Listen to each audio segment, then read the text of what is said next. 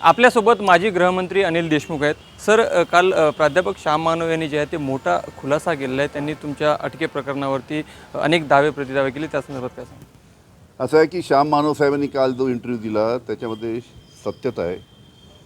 3 वर्षापूर्वी जेव्हा उद्धव ठाकरे मुख्यमंत्री होते, अजित पवार उपमुख्यमंत्री होते, त्यावेळेस देवेंद्र फडणवीस यांनी माझ्याकडे त्यांच्या अतिशय जवळचा माणूस पाठवून माझ्यावर दबाव आणला होता की तुम्ही ॲफिडेविट करून द्या आणि त्या ॲफिडेविटमध्ये उद्धव ठाकरेवर तुम्ही आरोप लावा, आदित्य ठाकरेवर आरोप लावा, अजित पवारवर आरोप लावा, अशा पद्धतीने त्यांनी माझ्यावर दबाव आणला होता.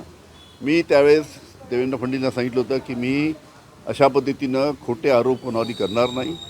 त्याच्यामुळे मी ॲफिडेविट करून देण्यासाठी नकार दिला आणि मी नकार दिल्यामुळे देवेंद्र फडणवीस यांनी माझ्या मागे ईडी CBI लावून मला त्यावेळेस तुरुंगात टाकलं होतं. याचे सर्व पुरावे जेव्हा माणूस त्यांनी माझ्याकडे पाठवला होता, काय काय बोलला, काय काय, याचे सर्व पुरावे माझ्याकडे आहे. ज्या पद्धतीने तुमच्यावर कारवाई झाली, तुम्हाला जेलमध्ये देखील जावं लागलं, श्याम मानव यांनी मर्द माणूस असा तुमचं कौतुक करताना उल्लेख केलेला आहे. नेमके काय आरोप उद्धव ठाकरे, आदित्य ठाकरे, अनिल परब यांच्यावर लावण्यात आले? या सर्वांवर जर मी आरोप लावले असते तर उद्धव ठाकरे अडचणीत आले असते, अजित पवार अडचणीत आले असते, आदित्य ठाकरे अडचणीत आले असते.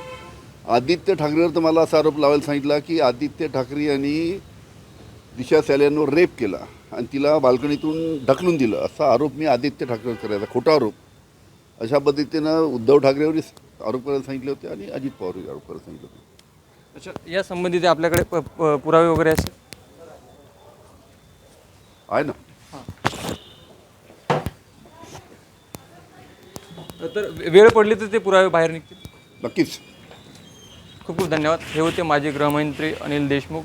प्राध्यापक श्याम मानव यांनी जे काही काल दावा केला ते सगळे दावे सत्य असल्याचं अनिल देशमुख यांनी देखील या ठिकाणी सांगितलं आहे. लोकशाही मराठीकरता ज्ञानेश्वर पवार, नागपूर.